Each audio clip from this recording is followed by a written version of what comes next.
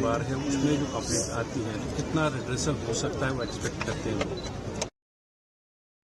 मैं ये पहली मर्तबा मैं कर रहा हूँ। इससे पहले एक कश्मीर में कर चुका हूँ।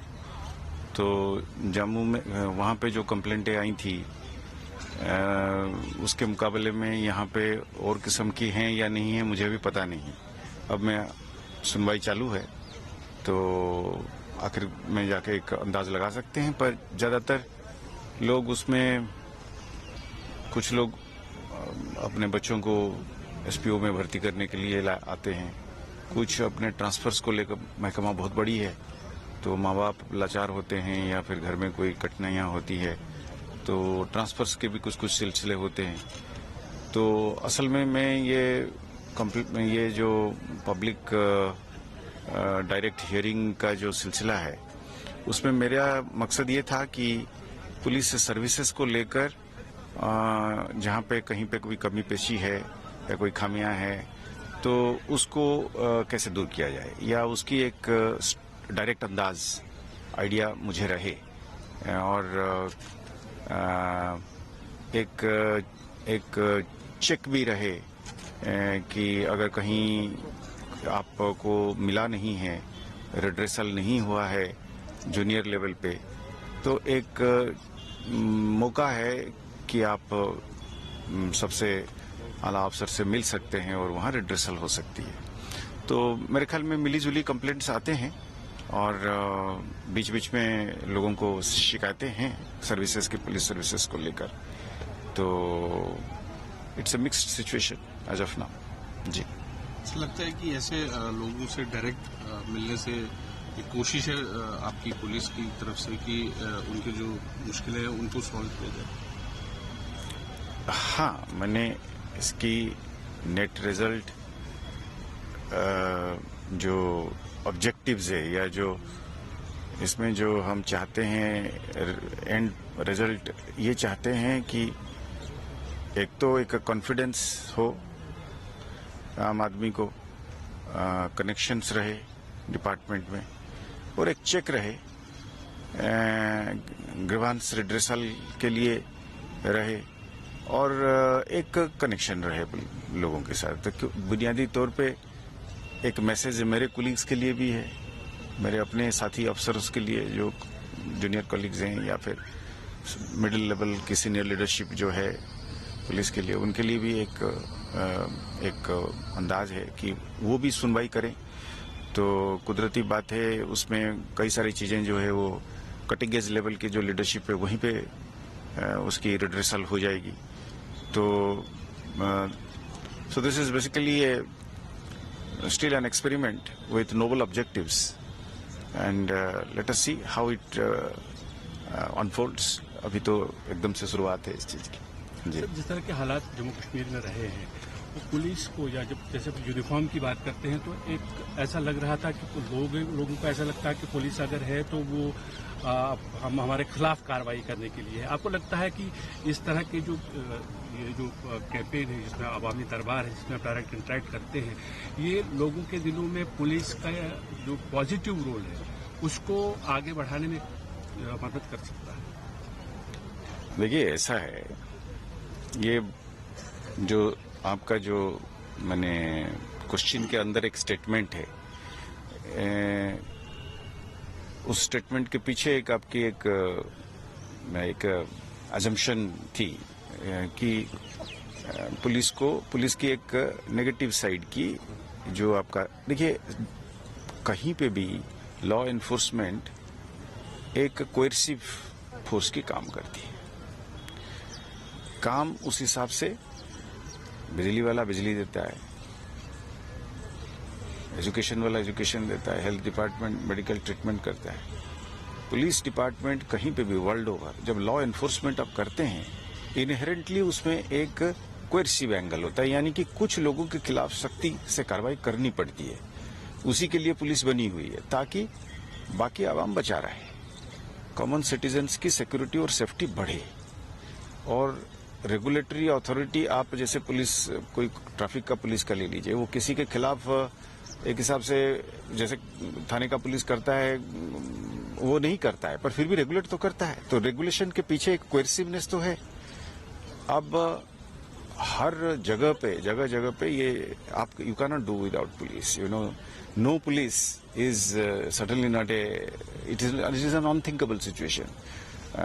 आई am saying this not because I am a policeman. You see, look at the history. आपने वो कहते हैं ना कि जैसे वो इराक में आपने बगदाद में वो पुलिस को वो यूनाइटेड स्टेट्स ऑफ अमेरिका ने उनको चेंज भी कर दिया, तो उसके बाद situation completely went out of control. So the idea is you can not the services rendered by police is very critical. आपका ऑर्डर नहीं रहेगा, लॉलेसनेस हो जाएगा, है ना।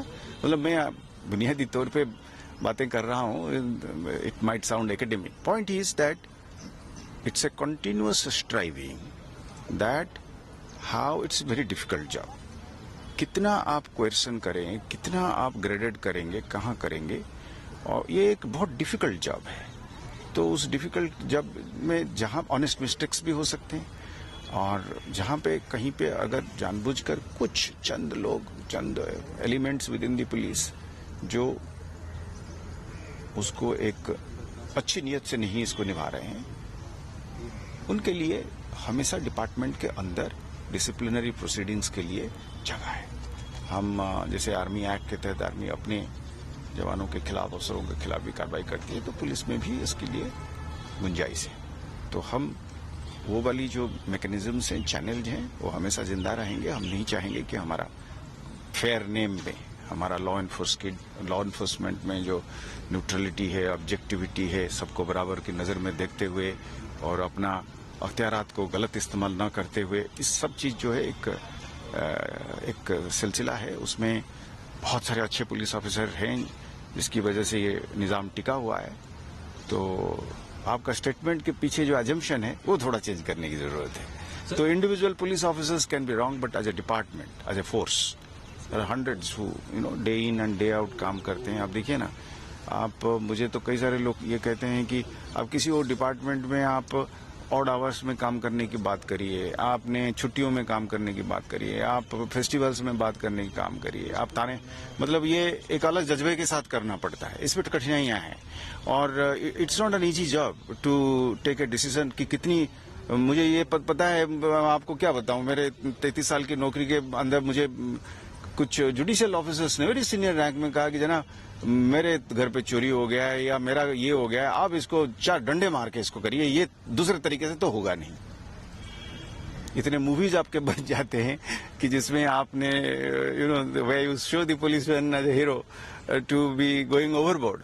सो it's a I think a more deeper issue as to how much of force, कितनी आप उसको ग्रेडेड करेंगे, कितना कैलिब्रेटेड करेंगे, वो करेंगे। It's a I think the intention is more important. ये भी इसकी भी सबूत है कि लोगों ने भी जहां पे देखते हैं कि पुलिस अफसर नेतृत्व करता है तो उसको, उसके ऑनेस्ट मिस्टेक्स को वो एक्सेप्ट भी करते हैं, उसकी बहुत सबूत है। तो I think it's a continuous process of holding each others hand and marching forward. Taking the advantage of your presence with us, can I ask one single question? How do you see the situation arising in Jammu and Kashmir, particularly in Jammu division, if we talk of the recent encounters in Rajौri?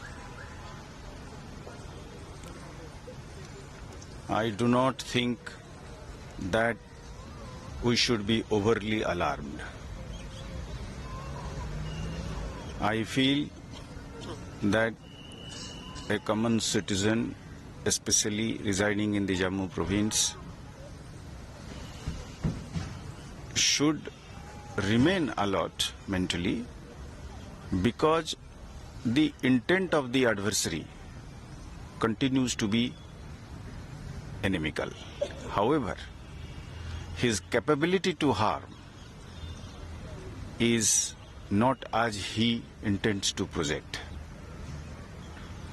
Yes, it's a long border, porous, difficult, and a whole country or a whole system there is subverted, is, I would say, is convoluted. So we have a challenge. No one is shying away from the reality that there is a challenge. But that the Indian state and its government has the wherewithal, the will, the resoluteness to defeat it and not allow it to become a cause of concern where normal life, business activities and peace and security would be derailed, may I say. So individual incidents are always happen, but there is a difference when incidents happen, but they happen, you see, there is an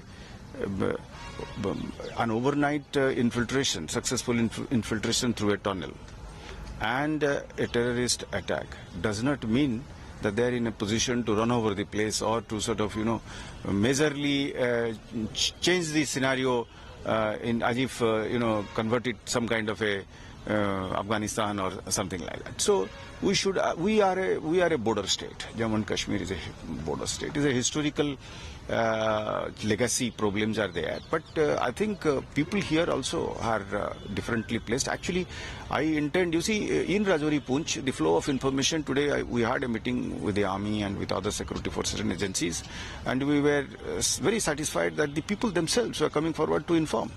And so the flow of information shows that the people are also willing to be a partner in this fight.